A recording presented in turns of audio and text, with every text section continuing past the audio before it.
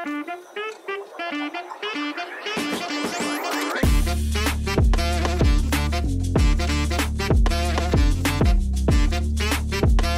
মানে যেটা বলছিলেন যে স্ক্রিন থেকে উনি যখন থিয়েটার প্র্যাকটিস করলেন তারপরে এক ধরনের পরিবর্তন উনি লক্ষ্য করলেন। এইটাই তো হওয়ার কথা।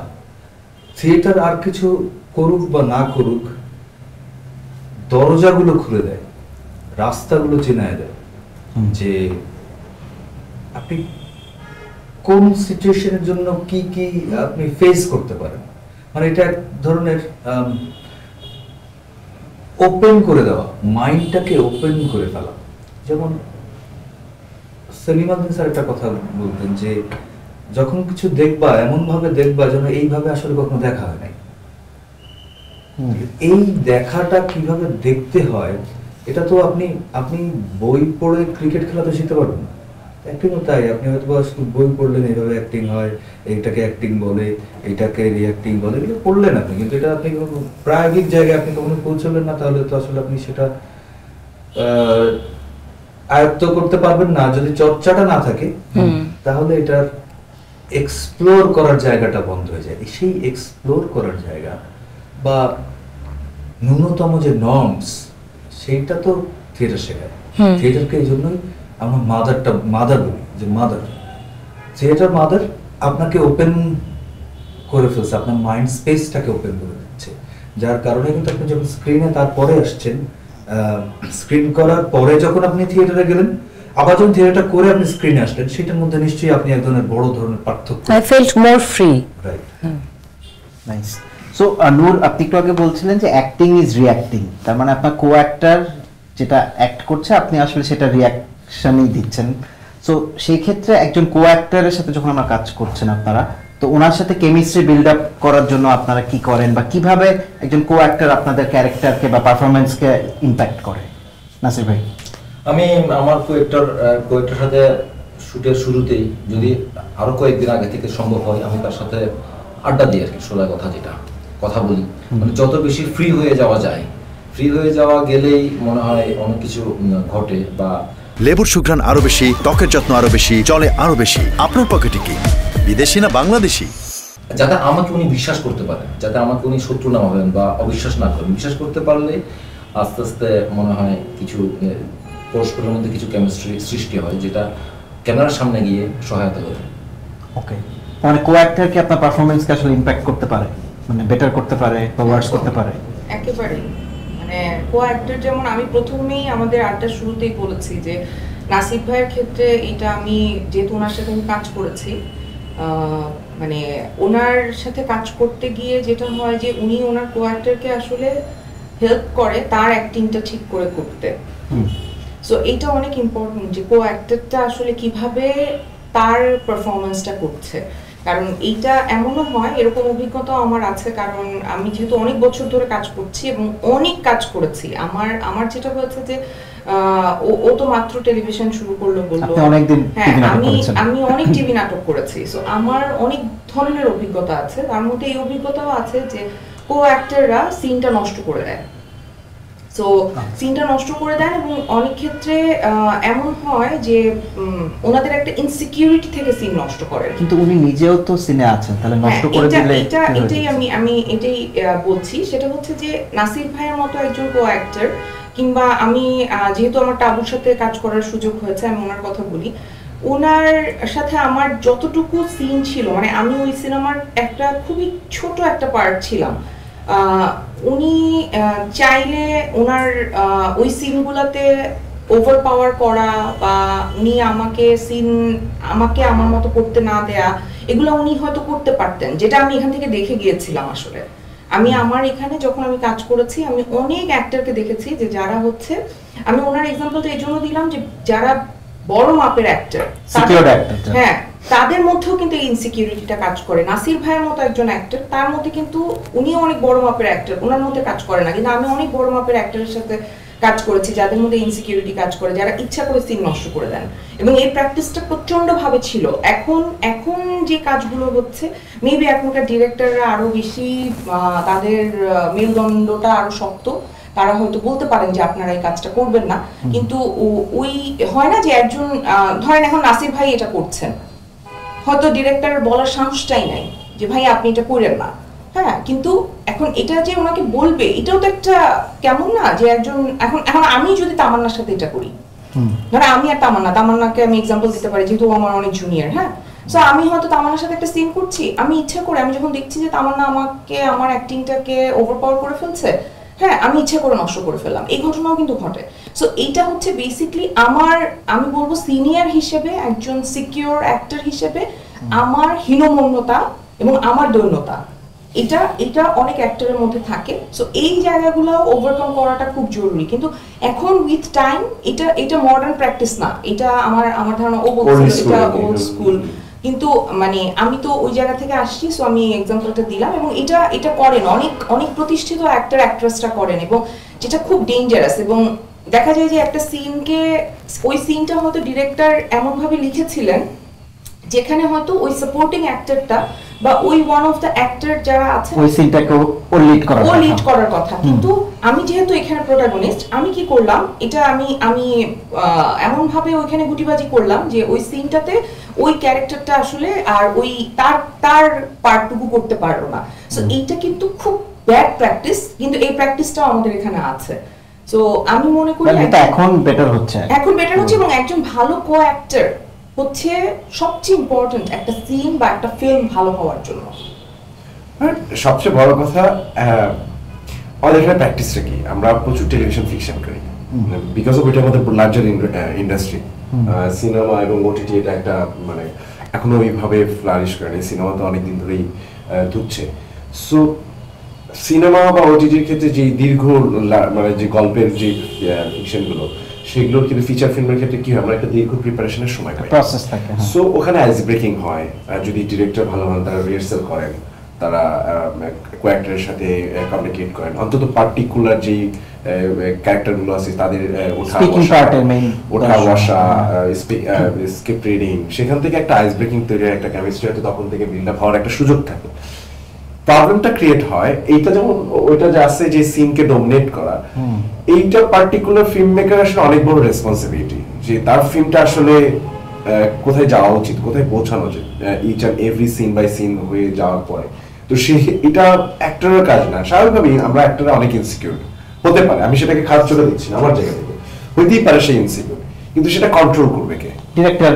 তো it must be director point of view থেকে সেটা কন্ট্রোলিং এর জায়গাটা। সে অনেক ক্ষেত্রেই আমাদের শ্রদ্ধেয় অনেক ডিরেক্টর এটা হয়তো ওভারকাম করেন না বা এটা ওই জায়গায় পৌঁছাতে চান না, কিন্তু সেটা তো আসলে গল্পকেও নষ্ট করে, ওভারঅল ফিকশনটাকে ইম্প্যাক্ট ফেলছে। সো ওইটা তো মানে শুধু ব্যাড প্র্যাকটিস বলে আমি এটা ছেড়ে দিলাম না, কিন্তু আপনি গল্পটাই দাঁড়াচ্ছে না, চরিত্রের যে গ্রাফটা যাওয়ার কথা, যেই জায়গায় পৌঁছানোর কথা, সেইটা নষ্ট হচ্ছে, এক নম্বর। দুই নম্বর হচ্ছে ফিকশনের ক্ষেত্রে যেটা হয়, আমরা 2 দিনের প্রজেক্ট করি, সো আমাদের আসলে এখানে আমাদের যে ডাইরেক্টর ভাইরা কাজ 2 দিনে 40 মিনিট, হ্যাঁ 40 minute is quite impossible thing, পৃথিবীর কোথাও শুনলে পারে তারা হার্ট ফেল করবে। তো আমরা 2 দিনে 40 মিনিট শুট করি, তো এদের কাজ কি হয়, ইভেন ভালো ডিরেক্টরদের আসলে হাতের সুযোগ নাই যে আচ্ছা কে ডমিনেট করলো না করলো, জাস্ট ছেড়ে দাও, সিনটা শেষ করো, কারণ এই দিনের মধ্যে 10টা 14টা সিন শেষ করতে হবে, এটা একটা বাস্তবতা।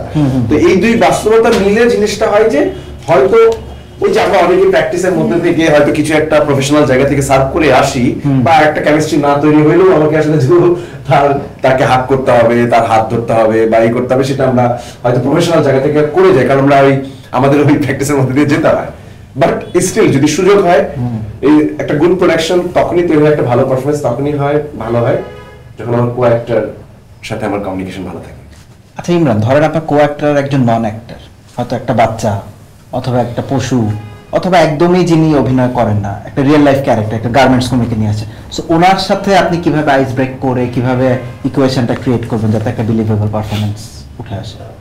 প্রথমত যদি আমরা মানুষ হিসেবে ধরি, ব্যক্তি হিসেবে ধরি, তাহলে আমার যেটা মনে হয় সেটা হচ্ছে সব ধরনের চরিত্রেই আসলে অ্যাক্টর কাস্ট করা গুড, নন অ্যাক্টর কাস্ট করলে বা যেটা হয় সেটা এক্স্যাক্টলি ভিশন ওয়াইজ অনেক সময় পৌঁছানো পসিবল হয় না। এই জিনিসটাই একজন ডিরেক্টর বলছিলেন যে একটা রাখালকে অ্যাক্টিং শেখানো হচ্ছে একজন অ্যাক্টরকে কিভাবে গরু চড়াইতে হয় সেটা শেখানো ইজি সম্ভব। সেটা হলে খুব ভালো হয়, কিন্তু অনেক সময় তো আমরা তো মাঝে রাখালি নিতে হয়, জাস্ট পিক তারপরে দিই আর কি। তো ওরকম জায়গা থেকে যদি ধরি, রিয়েল লাইফ ক্যারেক্টারের সঙ্গে ডিল করা আর পশু পাখিদের সঙ্গে ডিল করা দুটো ডিফারেন্ট। যদি রিয়েল লাইফ ক্যারেক্টারের সঙ্গে ডিল করতে হয় তাহলে আমার মনে হয় যে তাকে খুব তার সঙ্গে একটু সময় দেওয়া খুব জরুরি, তার সঙ্গে একটু বোঝাপড়াটা তৈরি করা, বা তাকে সহজ করে নেয়া। সহজ শুধু না, মানে তাকে সহজ করে নেয়া, তাকে শুধু সহজ করাটা না আর কি, তার সঙ্গে নিজের সহজ হয়ে যাওয়াটা খুব বেশি জরুরি আছে। আমি যদি একবার ওনার সঙ্গে সহজ হতে পারি, আমি যদি আসলে ওনার কাতারে আসতে পারি, তাহলে খুবই ইজি যে উনি আমার সঙ্গে কমিউনিকেট করতে পারবে। কিন্তু আমি যদি আসলে আমার জায়গা এইভাবে ধরে রেখে যদি আসলে ওনাকে ডমিনেটিং জায়গা থেকে ট্রাই করি সহজ করার ওনাকে, তাহলে সেটা হবে না বলে ওনার লেভেলে নেমে তো ওখানে আমার ওনার বন্ধু হয়ে যাওয়াটা খুব জরুরি এর কবিতায়। আর পশু পাখিদের ক্ষেত্রে they have different language of communication, তো that is love, and love only love, so এবং ওইটাই ওদের সঙ্গে ডিল করার only way। so ওকে কিভাবে সিনটা এখন যদি সিন এখনই এসে একটা পশুকে ডিল করতে হবে, সেইটা আবার খুবই ডিফারেন্ট কেস। শিশুদের ক্ষেত্রেও তাই, কারণ তারা তো আসলে আপনার অ্যাকশন বুঝবে না, তারা আপনার গান বুঝবে না, তারা বা আমিও অনেক সময় যে ক্যামেরা লেন্স অ্যাঙ্গেল এগুলো নিয়ে অনেক ধরনের কথা বলে, I don't understand this things আর কি, যে কোথায় ক্যামেরা আছে, কোথায় লেন্স আছে, কি আছে সেইটা। তো সেক্ষেত্রে ওই সহজাত জায়গাটা নষ্ট হয় আর কি আমার মনে হয়। তো পশু পাখিদের ক্ষেত্রে বা শিশুদের ক্ষেত্রেও আমার একটু খুব বেশি সময় দিয়ে ওর সঙ্গে ওর কমিউনিকেশন স্টাইলে আসলে সম্পর্কটা তৈরি করাটা খুব জরুরি আর কি, তাহলে ইজিয়ার হয়। নাসিমা খুব ভালো একটা কথা বলতে পারবে, বিকজ অফ প্রফেশনের সাথে মাহুত তুমি করার সময় হাউ দ্য প্রসেস, তুমি একটা হাতির সাথে এই যে কমিউনিকেশন ছিল, তো এই প্রসেসটার সময় কি করতে পারবে? এটা যেহেতু এটা অনেক সীমাবদ্ধতা ছিল, হাতে একদিন রাখা আর 2 দিন রাখার মধ্যে একটা বিষয় আছে, বাজেটের বিষয় আছে। তো আমি চেয়েছিলাম কয়েকদিন আগে যদি হাতিটা পাওয়া যায়, তো কয়েকদিন আগে তো পাওয়া যায়নি, এটা শুটের আগের দিন পাওয়া গেছে। তো আমার কাছে যখন খবর আসলো যে হাতিটা এখন এসছে, তখন বাজে মনে করেন 11টার মতো, কালকে শুট। তাই বললাম যে এখনই যাবো, কারণ কালকে তো শুট পাবো না, মানে অন্তত আগে একটু ছুঁয়ে দেখা কোনোভাবে কানেকশন। মানে আমরা যখন নতুন একটা কিছু শুরু করলাম ক্যামেরার সামনে, তো তার সাথে তখন ওই মুহূর্তে আমার শুরুটা হলো, কিন্তু শুরুটা যদি আমি একটু আগে করি তাহলে কিছুটা সময় আমার বাঁচে আর কি। তো ওভাবে প্রথমে আমি ওই তখন গিয়ে হাতের সাথে একটু হাতের পিঠে চড়লাম, মোটামুটি দেখলাম। তখন আমাকে মাহুত বললো যে কোনো ভয় নেই, এটা পোষা হাতি। তো তবু তো আমি ভয় পাচ্ছি, বিশাল দেহি একটা প্রাণী, যার সাথে আমি আগে কখনো কাছাকাছি যাই নাই, চিড়িয়াখানা ছাড়া দেখতে পাই নাই। এরপরে যখন শুটে গেলাম তখন তো আসলে আস্তে আস্তে মেশা শুরু করলাম। ওরা 2 দিন বা 3 দিন আমরা শুট করেছিলাম। শেষের দিকে গিয়ে কিছু সিন করলাম যেগুলোর মধ্যে হাতির খুব কাছাকাছি যেতে হয়, হাতির স্পর্শ করতে হয়, হাতির পিঠে উঠতে হয়। তো ওগুলা ওই যে 2-3 দিন সময়, ওই সময়ের মধ্যে তার সাথে ওই সূক্ষ্মতাটা, মোটামুটি সূক্ষ্মতাটা। লেবুর সুঘ্রাণ আরো বেশি, ত্বকের যত্ন আরো বেশি, চলে আরো বেশি। আপনার পকেটে কি বিদেশি না বাংলাদেশি? হয়ে উঠেছিল। ওকে। আর আমার ক্ষেত্রে এটা খুব মানে বিশাল একটা এক্সপেরিয়েন্স। রেহানাতে আমার ছোট মেয়েটা ছিল, কারণ ওকে আমরা পার্কে পেয়েছি, মানে আমাদের যে প্রোডিউসার বাবু কিন্তু বাচ্চাটাকে পার্কে খুঁজে পেয়েছে, যে জাস্ট খেলতে গেছে ওর বাচ্চার সাথে, ওখান থেকে পিক করেছে। তো আমার মেয়ের ক্যারেক্টার করতে হবে, এইরকম বন্ডিং দেখাতে হবে।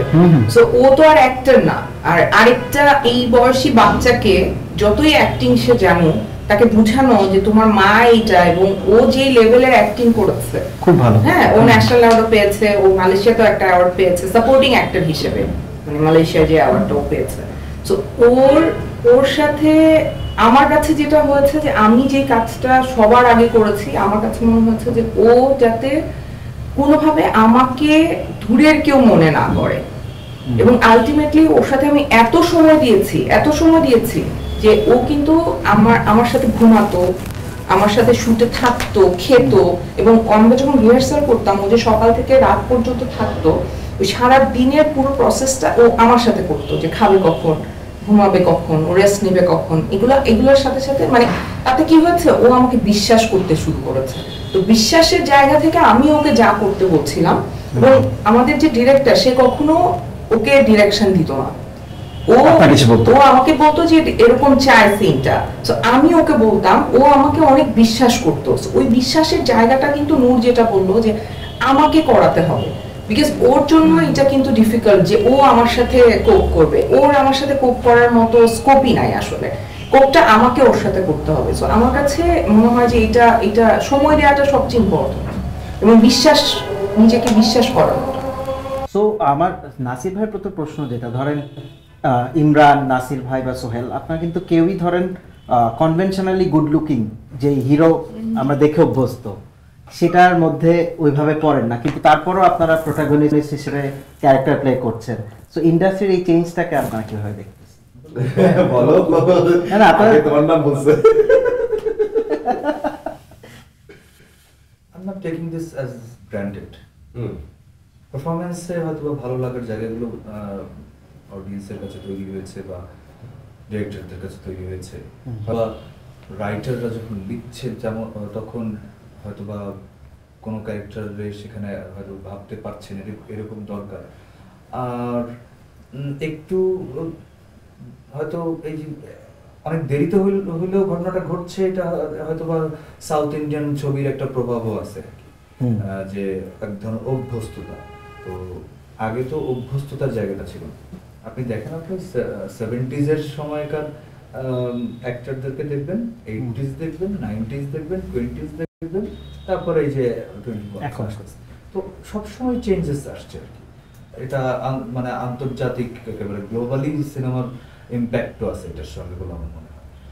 তো এটা হচ্ছে, এটা যতদিন আমরা পারফরমেন্স ভালো করে যেতে পারবো ততদিন হয়তো বা আমরা থাকতে পারবো, আদারওয়াইজ হয়তো বা কিছুদিন পরে কোরিয়ানও ঢুকবে, সো ওইটাও হইতে পারে। কিন্তু আমি একজন অ্যাক্টর হিসেবে আমি মনে করি যে এটা অনেক পজিটিভ একটা জায়গা ইন্ডাস্ট্রির জন্য, বিকজ তাতে সাধারণ মানুষের উপরে, আমরা যদি সামাজিক প্রেক্ষাপটও চিন্তা করি, সেই ক্ষেত্রেও ছেলেদের উপরে বা মেয়েদের উপরেও ওই প্রেশারটা কম পড়ে যে ও আচ্ছা তুমি নায়িকার মতো সুন্দর বা তুমি নায়কের মতো দেখতে।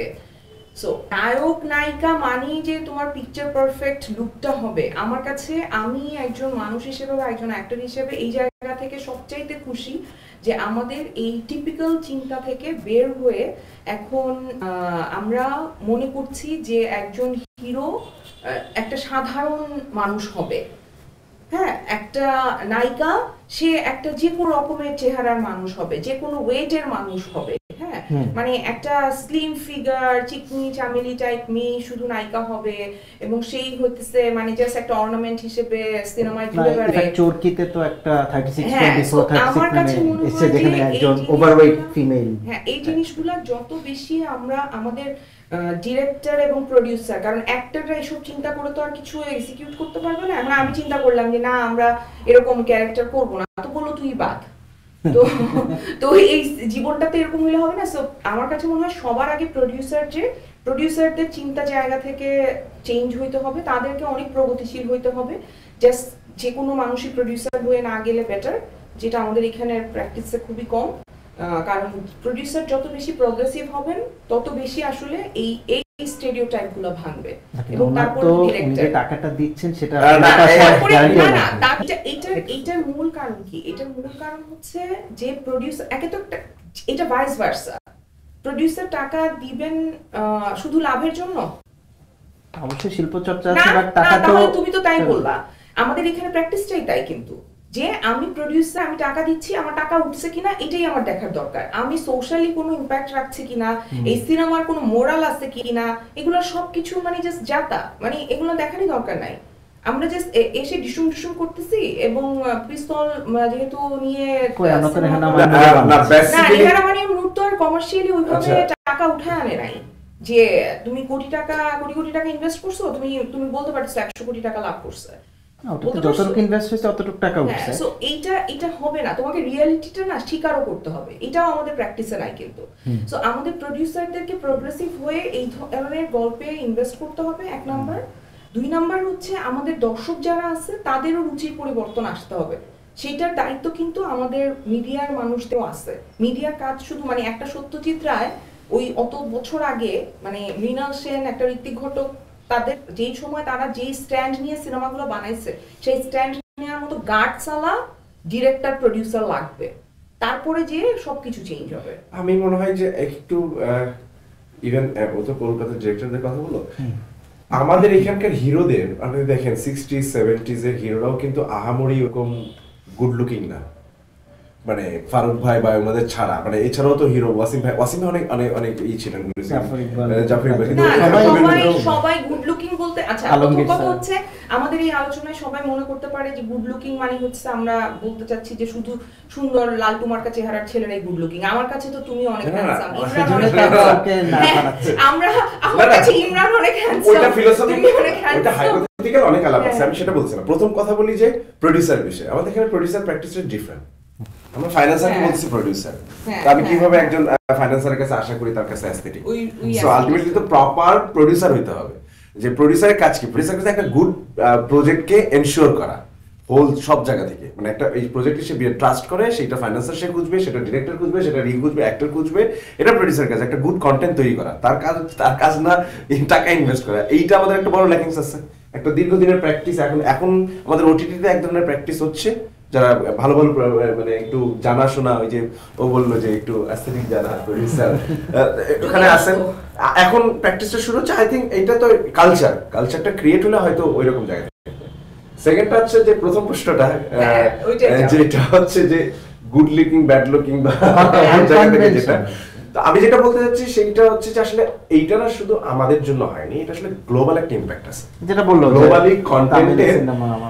গ্লোবালি কন্টেন্টের একটা বিশাল চেঞ্জেস আসছে। একটা পর্যায়ে পর্যন্ত হলিউড যেভাবে কন্টেন্ট বানাতো, মানে হলিউড স্টুডিও বেস যে ধরনের কন্টেন্ট বানাতো, সেটার বাইরে এসে 24 কিন্তু একটা কমপ্লিটলি ডিফারেন্ট করে। সেখানে ফ্লোরিডা প্রজেক্টের মতো প্রজেক্ট হচ্ছে, এই প্রজেক্ট হচ্ছে। সো এখানে ইন্ডিয়াতে মালায়ালাম ইন্ডাস্ট্রি একটা বিশাল ইভেন দেন কলকাতা বা বলিউড ইন্ডাস্ট্রিতেও এই ধরনের গল্পগুলোকে নার্সিং করা, এই ধরনের গল্পগুলোকে সামনে নিয়ে আসে, এবং এটা ভালো যে একটা অডিয়েন্স আছে এবং অডিয়েন্স যেগুলো অ্যাকসেপ্ট করছে। তো গ্লোবাল ওই ইম্প্যাক্টটা আমাদের দেশে আমরা যখন কন্টেন্ট বানাচ্ছি, শাওকে যখন আমাকে নিয়ে প্রজেক্ট করবো তো জানেন এটা হিট হবে, ও জাস্ট একটা গুড প্রজেক্ট করতে চাইছে, অথেন্টিক একটা গুড প্রজেক্ট করতে গেছে, একটা ভালো চরিত্র তৈরি করছে। আমি শিওর যে আমি না করলে ইমরান করলেও এটা হিট হইতো, এটা আপনি করলে হয়তো হিট হইতো, বিকজ অফ আমি করলে সুপার হিট লেখাই হয়েছে ওইরকম ভাবে, গুড স্ক্রিপ্ট, গুড ডিরেক্টর, আর সেখানে একজন পারফর্মার হয়তো পারফরমেন্সটা করেছে, সেটা ওয়ার্ক করেছে। তো ওই ওয়ার্কটা হয়তো এখন অডিয়েন্স দেখছে, আমাদের সুযোগ হয়েছে হয়তো এরকম কিছু কাজ পরপর হয়ে গেছে।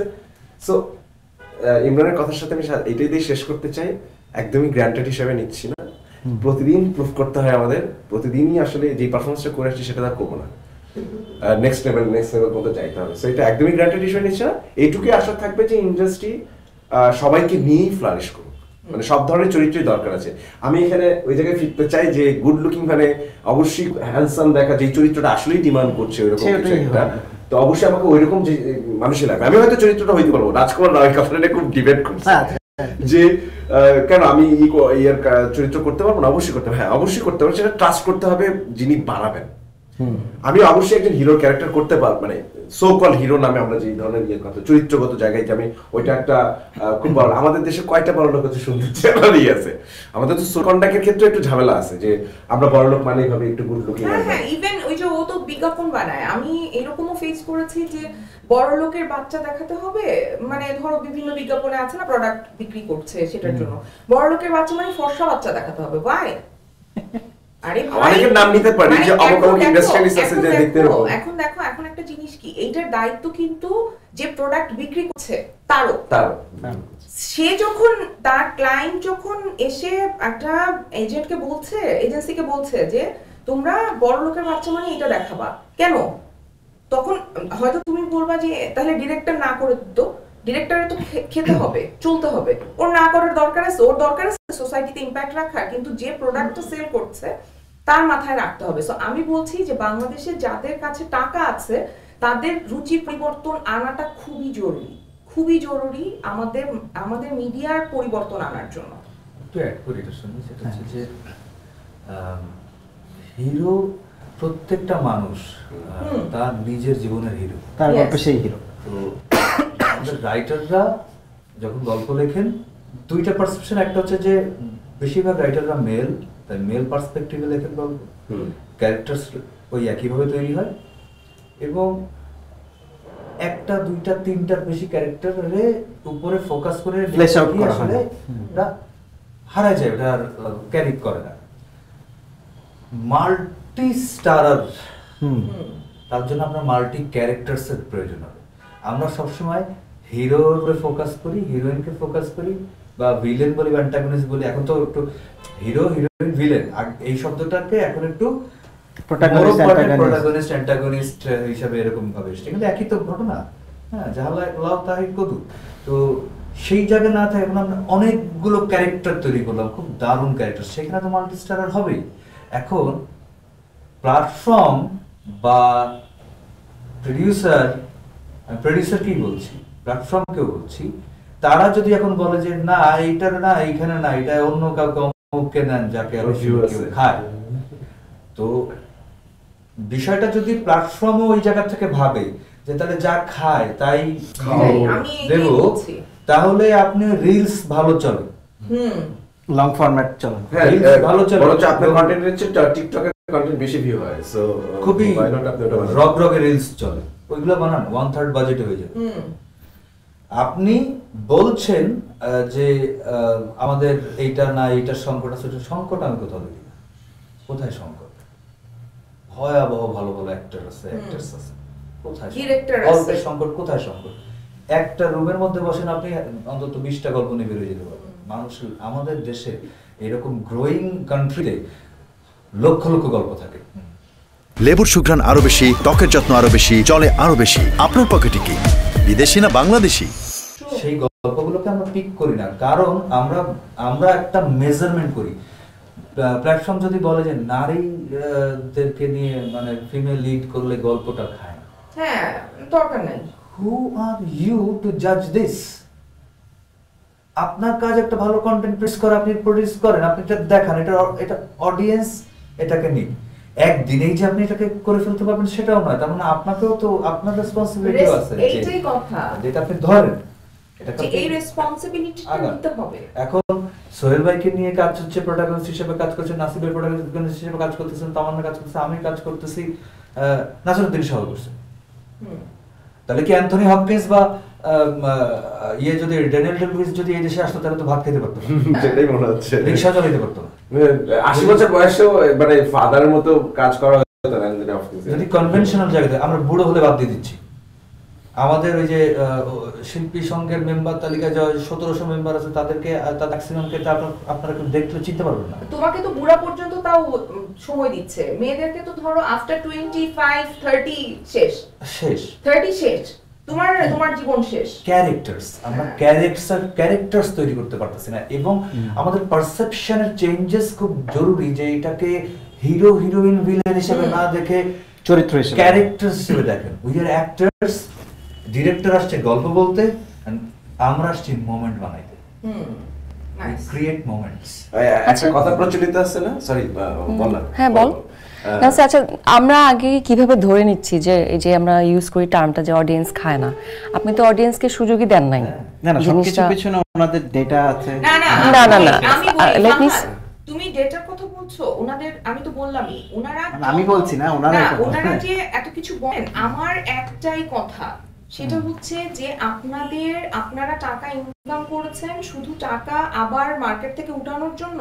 আপনারা এখানে কেন টাকা ইনভেস্ট করছেন? শুধু টাকাটা, এটা একটা ব্যবসা, এটা ব্যবসা না, কারোর জন্য ফাইন্যান্সিয়ালের জন্য তো এটা ব্যবসাই না। তাহলে তাদেরকে এখানে আসা দরকার নাই। তো আমি জানি না প্রোডাক্টের নাম নিতে পারবো কিনা।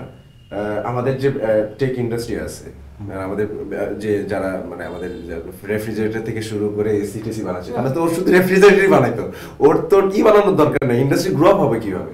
অর্থাৎ ওই কোম্পানি তো মনে করছে যে আমি আমার বিজনেসটাকে ফ্লারিশ করতে হলে আমার মাল্টিপল লাগবে, অর্থাৎ আমার রেফ্রিজারেটর বানাইতে হবে, আমার টেলিভিশন বানাইতে হবে, আমার এসি বানাইতে হবে, আমার বানাইতে হবে, কম্পিউটার বানাইতে হবে, বা এই প্রোডাক্ট বানাইতে হবে, আরো ছোট ছোট প্রোডাক্ট বানাইতে হবে। তাহলে আমি কম্পিউটারকে আরো মাল্টিপল ইয়েতে নিয়ে যেতে পারবো, মাল্টিপল জন। আমি ওখানকার মাল্টিপল জনরার কথা বলছি। আমি তো আপনাদের এই জায়গাতেই বলি যে অ্যাজ অ্যান ইনভেস্টর বা বিজনেসম্যান হিসেবে অবশ্যই আমি ব্যবসা করতে চাই, ডেফিনেটলি আমি ব্যবসাই করতে চাই। তা কিন্তু ব্যবসা করতে চাওয়ার জন্য যে আপনি রিস্ক নেবেন না, মানে রিস্ক নিব না, সেটা তো এক ধরনের ব্যাপার। আর আমাকে ব্যবসা করতে হলে যে শুধুমাত্র যেটা চলছে সেটা দিয়েই ব্যবসা করতে হবে, তার মানে তো আপনি ব্যবসা বোঝেন না, ইউনিক কিছু আপনি ব্যবসা বোঝেন না। ব্যবসা করতে হলে আপনাকে চিন্তা করতে হবে, আপনি আপনার বাজার বাড়াবেন, আপনি গ্লোবাল হয়ে যাবেন, আপনি মার্কেট ক্রিয়েট করবেন। আপনাকে আপনার ব্যবসা করতে হলে যে সঠিক অর্থে কন্টেন্ট বিজনেসের জন্য নেমেছে সে ব্যবসায়ী করতে চায়, সে টাকা ইনকাম করতে চায়, না হলে সে আসলে কিভাবে দেবে, বাজেট বাড়াবে কিভাবে? সে টেলিভিশন ইন্ডাস্ট্রি যে কারণে চলে গেল বা সিনেমা বাজেট বাড়াইতে, তাকে তো মার্কেটটা বাড়াইতে হবে। তাকে মার্কেট বাড়াবে এখন কি শুধুমাত্র একই ধরনের কন্টেন্টই? আমরা মার্কেট অনেক সংকুচিত করছি, মার্কেটটা বাড়াইনি, এক্সপ্যান্ড করিনি। এটা আমাদের বড় ক্রাইসিস। বিকজ অফ আমরা বারবার বলতেছি যে এই যে কন্টেন্ট চলে না, হ্যান ত্যান চলে না, সাথে তো মার্কেট এই বিজনেসের কোনো সম্পর্ক নেই। বিজনেসে অবশ্যই চলে না সব। তুমি আপনার ডেটার কথা বলছেন, ডেটা দিয়ে যদি সব হইতো তাহলে আপনি ওই যে কি কথা, আপনি টিকটকের কন্টেন্ট বানান, ফিকশনাল কন্টেন্টের সাথে তো ডেটার ওই সম্পর্ক, যদি এটা এখন গ্লোবালি এটার সাথে এই জিনিসগুলোকে এই প্র্যাকটিসের মধ্যে চলে আসছে। কিন্তু ওই আবারও একটা কথা, আপনি যদি মার্কেটে স্প্যান না করেন আপনার বিজনেস বাড়বে না। আপনি তো ওই আরেকটা সহজ জিনিস, সেটা হচ্ছে আমরা পরিশ্রম করতে চাই না।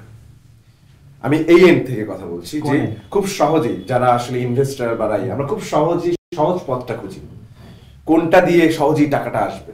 তো সহজ পথটা তো ইয়ের ক্ষেত্রে, তাহলে আপনি মাছের বিজনেস করেন, আপনি পেঁয়াজের বিজনেস করেন, ওখানে আরো সহজ। ওনারাই তো হঠাৎ করে এসে ইনভেস্ট করছে, তুমি যাদেরকে বলছো যে না, তুমি যাদের হয়ে বললা যে ওনারা তাহলে কেন ইনভেস্ট করবেন, ওনাদের টাকাটা না উঠলে তাহলে মানে আমাকেও ঠিক করতে হবে একজন বিজনেস ম্যান হিসেবে যে আমি বেসিক্যালি টাকা বানাতে বানাতে এস আলম হয়ে যাব কিনা। যদি সৎ পথে টাকা বানায় এস আলমের সমান, তাহলে তো কোনো সমস্যা না, কিন্তু সেই সৎ পথে টাকা বানানোর জন্য তার কিছু মোরালিটিও থাকতে হবে, আমি এটা বলছি। তুমি কোথায় বলছো কমিটমেন্ট টুয়ার্ডস দ্য সোসাইটি, কেন তার থাকবে না কেন? But with great power comes great responsibility. আরেকটা জিনিস যেটা হচ্ছে যে মানে আপনি ইনভেস্ট তো করছেন না মাছের বাজারে, যারা ইনভেস্ট করছেন তারা তো আসলে ফিল্ম, যেমন আমাদের ফিল্ম লিটারেসি এরকম, আমরা বলি না যে অডিয়েন্স কেন একটা সিনেমা রিলিজের পর সিনেমা আসে না। শাবানাজ সেদিন একটা কথা বলছেন, এটা ইন্ডিয়ার ক্ষেত্রে প্রযোজ্য, মানে ইন্ডিয়া তো এত বড় ইন্ডাস্ট্রি, বলছে যে আমাদের ফিল্ম মানে ফিল্ম লিটারেসি নিয়ে কথা হচ্ছে, দর্শকের ফিল্ম লিটারেসি দরকার আছে কিনা? অবশ্যই দরকার আছে। দর্শক ফিল্ম লিটারেসি যদি ফিল্ম লিটারেসি মানে দর্শক ফিল্ম দেখার অভ্যাস করা, সিনেমা হলে সিনেমা দেখা বা সিনেমা নিয়ে কথা বলা, এটা থেকে লিটারেসি তৈরি হতে থাকে। এবং সেটা শুধু কি দর্শকের দায়িত্ব, সেটা তো আমারও দায়িত্ব যে একটা ভালো ফিল্ম আমাকে দিব, ও যাতে ওই গল্পের সাথে, ওই ধরনের চিন্তার সাথে, ওই রকম ফিলোসফিক্যাল জার্নির সাথে টপ করতে থাকে। ও তো স্বাভাবিকভাবে যে দুনিয়াটা দেখেনি, যে জিনিসটা হয়তো তুমি দেখছো, আমরা সবাই সব দুনিয়া দেখিনি, এক একজন এক একটা দুনিয়া দেখছে। তো এই যে একটা ক্রিয়েটিভ দুনিয়া, আমার কাজ আছে ওই যে ইম্প্যাক্ট করা, যে সোসাইটিতে আমার কাজ হচ্ছে একটা সোশ্যাল রেসপন্সিবিলিটি আছে। আমি সোশ্যাল রেসপন্সিবিলিটি বাদই দিন, আপনি বিজনেসের কথা চিন্তা করলে তো আপনার মাল্টিপল জনরা নিয়ে কাজ করার কথা। আর ওই কনভেনশনাল আইডিয়াটা আই থিংক ইটস পুশড, এটা খুবই পুশড আইডিয়া, মানে আদিকাল থেকে চলে আসছে, ভেরি পুশড আইডিয়া। আবার অনেকে বলবে যে আসলে এন্টারটেইনমেন্ট লাগবে, এই সেই হ্যান ত্যান। But what is entertainment? আসলে আপনার জন্য দিন শেষে এন্টারটেইনমেন্টটা কি আসলে? কারণ আমরা অনেক সময় দেখছি যে ফিল্মগুলো আমরা মানে কমার্শিয়াল বলি না, যেগুলো চলে না, মানে আমরা তো ইন্ডিপেন্ডেন্ট সিনেমাতে কাজ করি, তো আমরা সিনেমা নিয়ে অনেক জায়গায় মুভ করি, অনেক জায়গায় দেখাই, তাহলে ওখানে কিভাবে হয় যে নোনা জলের কাব্যর মতো একটা সো কল বোরিং সিনেমা নিশ্চয়ই অনেকের জন্য, তাহলে কিভাবে গ্রামে বা একটা মফস্বলের মতন শহরে বা একটা ইউনিভার্সিটিতে পিনপতন সাইলেন্স নিয়ে কিভাবে দেখে? সো তুমি যখন নট তুমি যখন কেউ বলছে যে অডিয়েন্স খাচ্ছে না, তার মানে আপনি একটা আপনার সুবিধাজনক একটা নির্দিষ্ট টার্গেট অডিয়েন্সের কথা বলছেন, যেখানে যেই সার্কেলে আপনার জন্য ওইটা সুবিধাজনক আর কি। আপনি ডাইভার্সিটি আসলে ক্রিয়েট করতে চাচ্ছেন না, আপনি আসলে রিস্ক নেবেন না। কারণ আমি চাই যে আমি শাহরুখ খানের সিনেমাও দেখতে চাই, আমি হচ্ছে মনোজ বাজপেয়ীর সিনেমাও দেখতে চাই, মানে আমি এজ এ অডিয়েন্স কি চাই, আমি সব কিছুই দেখতে চাই। এমন না যে আমি শুধুমাত্র রাজ্জাক স্যারের সিনেমাই দেখবো কিন্তু তারপর আমি আবার নূর ভাইয়ের সিনেমা দেখবো না, এরকম না আসলে। মানে এখন তো আসলে গল্প ভিত্তিক সিনেমা হচ্ছে, হিরো হিরোইনও হবে, গল্প ভিত্তিকও হবে, দুইটাই দরকার আছে, ডাইভার্সিটি দরকার। আমাদের এক বাসায় বাবা এক ধরনের জিনিস দেখে, মা এক ধরনের দেখে, ছোট বাচ্চাটা আরেকজনের মানে আরেক ধরনের জিনিস দেখে। It's quite impossible. নেটফ্লিক্স এই জায়গায় আসছে একটাই কারণ, সারা পৃথিবীর কন্টেন্ট তৈরি করে, তারা ওই যে গার্বেজ কন্টেন্ট বানায়। আমি বলছি না তারা বেশিরভাগ কন্টেন্টই গার্বেজ, কিন্তু গার্বেজ কন্টেন্ট তো দেখানোর লোক আছে, ওইটাও বানাচ্ছে, পাশাপাশি দুটো কন্টেন্টই বানাচ্ছে, ঠিকঠাক বানাচ্ছে আর একটা অডিয়েন্সের জন্য। ওখানে কমেডি আছে, ওখানে থ্রিলার আছে, ওখানে হরর আছে, তো আপনি যখন একটা প্ল্যাটফর্ম দিচ্ছেন, আপনাকে মাথায় রাখতে হবে আপনার জনরা, আপনার লাইব্রেরি সমৃদ্ধ হতে হবে। আমি 200 টাকা দিব, 300 টাকা দিব, আপনাকে সাবস্ক্রাইব করবো, আপনার লাইব্রেরি সমৃদ্ধ না। আপনি যে কন্টেন্ট বানান সেই কন্টেন্টের সাথে আমি কানেক্ট ফিল করি না। ওই অডিয়েন্স তো অডিয়েন্স। সো মাল্টিপল অডিয়েন্সের জন্য কন্টেন্ট রাখা, তো মাল্টিপল অডিয়েন্সের যখন আমি যদি চিন্তাই করি, তার কন্টেন্টই তো ওখানে ভ্যারিয়েশন তৈরি হচ্ছে। ওই ভ্যারিয়েশন তৈরি হলে তখন মাল্টিপল ক্যারেক্টারও লাগবে, মানে নানা রকম চরিত্র লাগবে, চরিত্র ইয়ের দরকার হবে। আর আপনি যখন সিমিলার কাইন্ড অফ জনরার গল্প করতে থাকবেন, আপনি ওই সিমিলার কাইন্ড অফ অ্যাক্টরের পিছনেই, বা যেটা হয় আমাদের এখানে কালচার, আচ্ছা ও এটা করছে তাহলে ওটা হিট হয়েছে, তাহলে তাহলে আরেকটা রোমান্টিক, যেটা ইমরান বলল যে মহানগরের পর আপনি অনেকগুলো বেশ পুলিশ ক্যারেক্টারের, আমার ক্ষেত্রে গ্রামের কোন ক্যারেক্টার হলে আমার কাছে আসে, আমার কাছে যে কোনো আরেকটা মন্ত্র তৈরি করার জন্য সবাই উঠে পড়ে লাগছে। হিরো হওয়া নিয়ে নাসির ভাইয়ের মতামত কি? হিরো হওয়া নিয়ে মানে এখন এটা আমার যেটা আচ্ছা ভাই, যাতে এত সুন্দর সুন্দর আর্টিস্টদের সাথে অপোজিটে কাজ করেন, রোম্যান্স করেন, কেমন লাগে? মানে একটা স্ক্রিপ্টের একটা চরিত্রটা যেমন তেমন একজন ওখানে কাজ করলে সেই তো হিরো, ওটাই হচ্ছে একটা সৌন্দর্য। এখন মনে করেন একটা যেমন আমি যদি বলির কথা বলি, বলি তার রেসলার ফিল্মটা, ওটা তো ওখানে হচ্ছে আমি আমার চরিত্র একটা জেলে, ছেঁড়া গেঞ্জি, ছেঁড়া লুঙ্গি, দাড়ি বড়, উস্কো খুস্কো, তো ওখানে খুব সুন্দর একজনকে কেউ দাঁড় করিয়ে দিলে আসলে এটা বিশ্বাসযোগ্য হবে না। তো বিশ্বাসযোগ্য হবে এরকম ওই ক্যারেক্টার, যে ক্যারেক্টারটা করবে ওটাই হিরো আসলে, এখন সে দেখতে যেমনই দেখাক না কেন। আচ্ছা, তাহলে আমাদের পরবর্তী যে রাউন্ডটা আছে, যে আমরা বেশ কিছু ফিল্ম মেকারকে রিকোয়েস্ট করেছি, ওনারা আসলে আপনাদের জন্য প্রশ্ন করেছেন। সো আমরা জাস্ট ওই প্রশ্নগুলো দেখে নিই এবং আমরা আপনাদের উত্তরটা শুনবো। Hi Badhan, hope you are doing well. My question to you is, at times you might have to portray a role or a character or a narrative which is against your values or ethics. So how do you deal with this moral dilemma, especially when it challenges your values and ethics? Thanks, তোমার মানে তুমি আমাকে সবচাইতে কাছে থেকে চেনে যে মানুষগুলো, তার মধ্যে একজন বলে এই কমপ্লিকেটেড কোয়েশ্চেনটা আমাকে করছো। আমার জন্য এইটা ডেফিনেটলি ডিফিকাল্ট। আমার এথিক্স আর মোরালের সাথে কনফ্লিক্ট হচ্ছে, ক্যারেক্টারের এথিক্স আর মোরালের সেই ক্যারেক্টার অ্যাডাপ্ট করা। কিন্তু আমি যেহেতু একজন অ্যাক্টর, আমি মনে করি যে আমার কাছে আমার চরিত্র আমি যখন ধারণ করতে যাব, তখন ওই চরিত্রকে জাজ করার কোনো অপশন আমার নাই। ওই চরিত্র কি ভাবছে, তার এথিক্যাল স্টেট কি, তার মোরালিটি কি, তার ভ্যালুস হয়তো আমার সাথে মিলছে না, সেগুলো নিয়ে আমি তাকে জাজ করতে পারবো না। আর সেটার সাথে অ্যাডাপ্ট করতে হয়তো আমার কষ্ট হবে, কিন্তু আমি একজন অ্যাক্টর হিসেবে ডেফিনেটলি চেষ্টা করছি সেই ক্যারেক্টারের সাথে অ্যাডাপ্ট করতে। আর আমার মনে হয় যে সেইটা আমার আরো একটা মাইল ফলো কাজ হবে আশা করি, এবং সেটা তুমি লিখবা। Hello Nasir Bhai, I hope you are doing well. You are one of my favorite actor and a human being as well. My question to you is, what do you think is your biggest limitations as an actor? ধন্যবাদ শঙ্খ আমার খুব প্রিয় একজন director, প্রিয় একজন বন্ধু মানুষ। তো শঙ্খর সাথে আমি প্রায় 3টা কাজ করেছি, শেষ হচ্ছে গুটি। তো আমার সত্যিকার অর্থে আমি যখন কাজ করতে যাই, তখন আমার নিজের অনেক ধরনের অনেক বিষয়ে আমার লিমিটেশনস আছে বলে মনে হয় আর কি। তার মধ্যে মনে হয় ভাষাগত বিষয়টা নিয়ে আমি একটু জটিলতায় ভুগি, যেটা আমি গুটির মধ্যে ভুগেছিলাম। তো আমি শঙ্খকে বললাম, শঙ্খ আমি এখানে কি কথ্য ভাষায় কথা বললে হবে না? শঙ্খ বললো যে বলো। তো মনে হলো যে আসলে সে মানে চাইছে না ওটা, কারণ ওটা ছিল পুরান ঢাকার ভাষা। পরে আমি এটা নিয়ে প্রায় 20-25 দিন কাজ করি শাহেদ আলী সুজনের সাথে রচনাটের। তো এরকম আরো অনেকগুলো লিমিটেশন থাকে, সেই লিমিটেশন গুলো আমি ডিরেক্টর এবং অন্যান্য কোঅপারেটরদের সাথে বসে তৈরি করার চেষ্টা করি আর কি।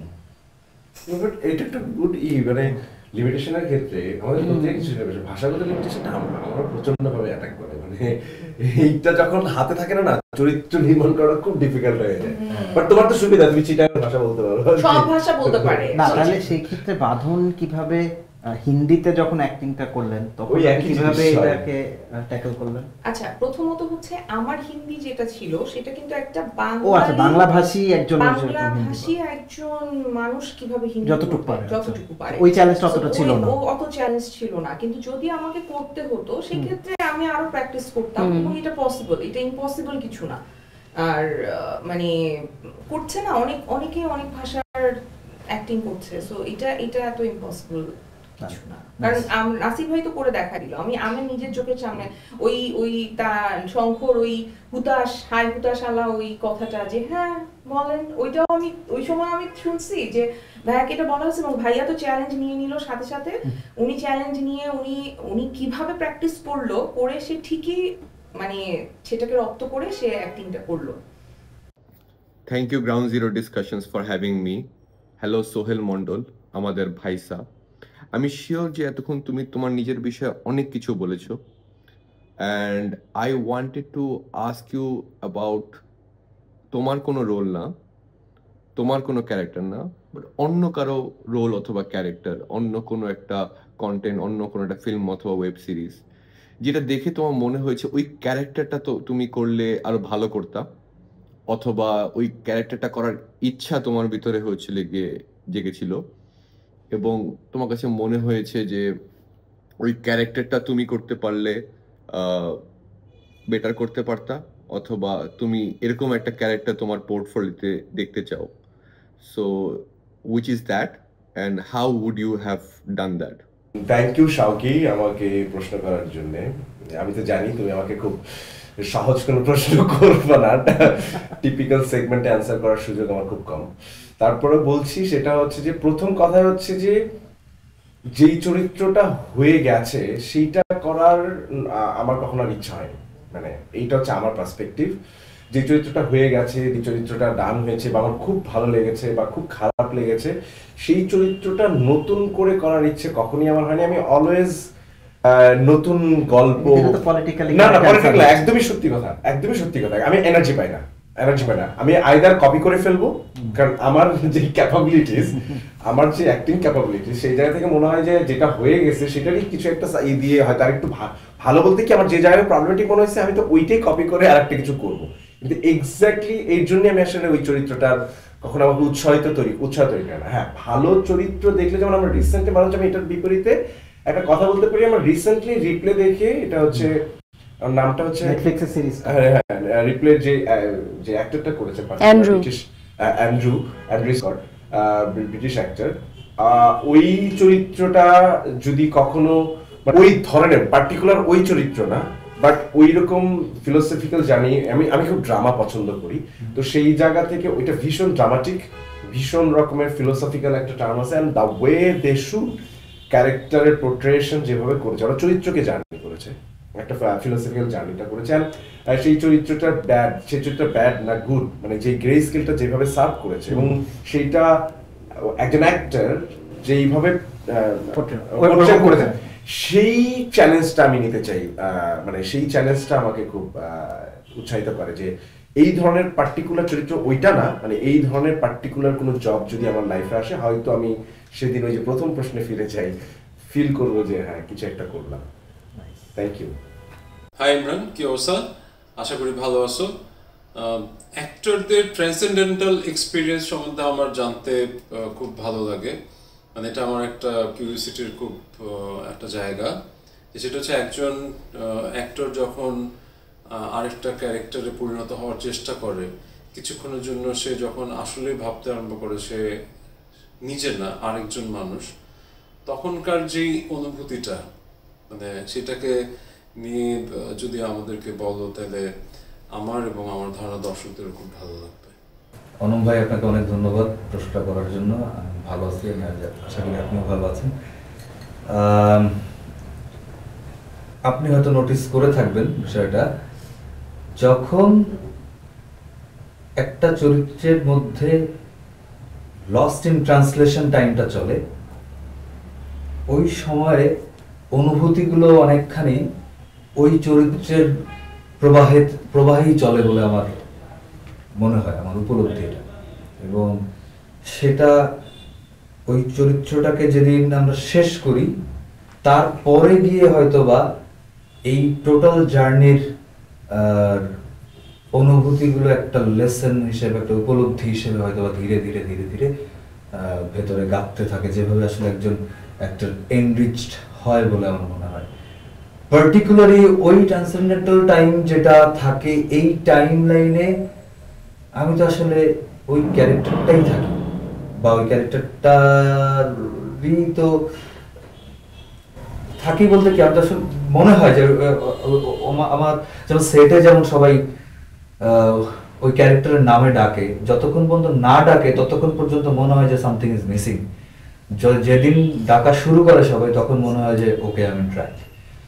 তো ওইটা মনে হয় যে আমি আসলে ওই নিজের জায়গাটা থেকে অনেক দূরেই থাকি, অনেক দূরে থাকে। হ্যাঁ, শুট শেষ করে হয়তো বা আবার বাসায় গিয়ে বা রুমে গিয়ে যখন নিজের জীবনে আবার একটু ফেরার টাইম হয় তখন হয়তোবা ওই সারা দিনের কিছু বিষয়ের উপলব্ধি তৈরি হইতে পারে আর কি। কিন্তু ওই মুহূর্তগুলো, ওই অনুভূতিগুলো, ওইটা খুব টাফ টু ডেসক্রাইব, কারণ ওইটা ওই ক্যারেক্টারস পার্সোনাল। Thank you. আমি একটা জিনিস অ্যাড করতে পারি, মানে এই প্রশ্নটার সাথে আমার কাছে খুব ইন্টারেস্টিং লাগে এই প্রশ্নটা। এটা অনেক তো পেয়েছি বলে আমি এই প্রশ্নটা করছি, বিকজ আমরা বাঞ্চব একটা এখানে বসে আছি এর জন্য। একটা হচ্ছে যে ট্রান্সেন্ডটা হচ্ছে, কখনো কি মনে হয় যে ওই পার্টিকুলার চরিত্রের অনেক ইমোশনাল জার্নি নিজের সাথে কানেক্টেড ফিল করি, এবং সেইটা আমি কখনো কখনো ওইটা প্র্যাকটিস করি আমার লাইফে। মানে এমন না যে ওই চরিত্র করছি, কিন্তু আমার জীবনে বিভিন্ন যেই কাজগুলো করি সেই কাজের মধ্যে এসে ওই ইমোশনাল জার্নিটা আমি অ্যাডপ্ট করতে চাই, আমি ধারণ করতে চাই নিজের ভিতরে। এরকম কি হয় কারো চরিত্রটা করতে গিয়ে? মানে একটা তো তুমি তো অ্যানসার করলি যে ওটা থেকে বের হতে পারো না, এটা যেমন আছে, আবার অনেকে বের হয়ে যায়। আমি বের হওয়ার পরেও রেহানার চরিত্র কিন্তু বাঁধন আজকে যে অবস্থানে এসেছে গত 5 বছরে, 2019 থেকে যদি আমি জার্নিটা করি 2024, হ্যাঁ 5 বছরে আমার আজকের যে অবস্থান, গত 5 বছরে যতটুকু আমি সমৃদ্ধ হয়েছি, আমি যেই যতটুকু অর্জন করেছি, তার অনেক কিছুর পেছনে রেহানা চরিত্র আমাকে হেল্প করেছে। অনেক কিছু তুমি অ্যাডপ্ট করেছি, মানে এটা আমি এটা বুঝি কনসিয়াসলি এটা আমি করে ফেলেছি, এবং আমাকে মানুষ হিসেবে নিজেকে নিজে আবিষ্কার করতেও হেল্প করেছে আমার এই চরিত্র রেহানা। এবং আরেকটা চরিত্র আমাকে খুব প্রভাবিত করেছে, সেটা হচ্ছে মুস্কান জুবেরি, যেটা আমি রবীন্দ্রনাথ এখানে কখনো খেতে আসেনি করেছি, ওইটাও আমাকে প্রভাবিত করেছে, বাট রেহানার মতো না। রেহানা এমন একটা চরিত্র যেটা তুমি প্রশ্ন করেছো, যেটা বেসিক্যালি আমি আজকে বাঁধন যে অবস্থানে আছি তার পেছনে অনেক বড় একটা ভূমিকা রেখেছে। হাই তামান্না, কেমন আছো? আশা করি ভালো আছো। তোমার কাছে আমার যে প্রশ্নটা, যে এমন কোন অভিজ্ঞতার ভেতর থেকে তুমি কি কখনো গিয়েছো, কোনো চরিত্র যখন তুমি পোর্ট্রে করেছো, কোনো চরিত্র যখন তুমি ধারণ করেছো, সেই চরিত্র ওই পুরো প্রজেক্ট চলাকালীন সময়টাতে তোমার ব্যক্তি জীবনেও এক ধরনের প্রভাব ফেলেছে, তোমার দৈনন্দিন ব্যক্তি জীবনে এক ধরনের প্রভাব ফেলেছে, এবং ফেলেছে কিনা, আর যদি ফেলে থাকে তাহলে সেই অভিজ্ঞতাটা কেমন? থ্যাংক ইউ সো মাচ সুরন্দা, আমি ভালো আছি। তোমার প্রশ্নটা খুবই মজার একটা প্রশ্ন। এই কোশ্চেনটার অ্যান্সার আসলে আমার জন্য খুবই সহজ হবে। একটা সিনেমার কথা আমি বলতে পারি যেটা আসলে আনপাবলিশড এবং কেউই দেখে নাই, কিন্তু তুমি যেহেতু আমাকে অনেক কাছ থেকে অনেক বছর ধরে, প্রায় 15-16 বছর ধরে চিনো আমাকে, সো তুমি এটা কানেক্ট করতে পারবা। আমার প্রথম সিনেমা নৃ সন অফ সয়েল, তো ওই সিনেমাটা যখন আমি প্রথম করি ওইটার জন্য 3 মাস থাকতে হয়েছিল বরিশালে। That was a turning point for my life. তখন আমি জানতাম না যে আমি অভিনয় করব, এবং আমি ওই সিনেমার শুটিং 3 বছর চলছিল, এবং ডিরেক্টর যেহেতু আমাকে একটা শর্ত দেওয়া ছিল আর কি, যে ওই সিনেমা করার সময় এবং করার পরে রিলিজ হওয়া পর্যন্ত আমি অন্য কোনো প্রজেক্টে ইনভলভ হতে পারবো না।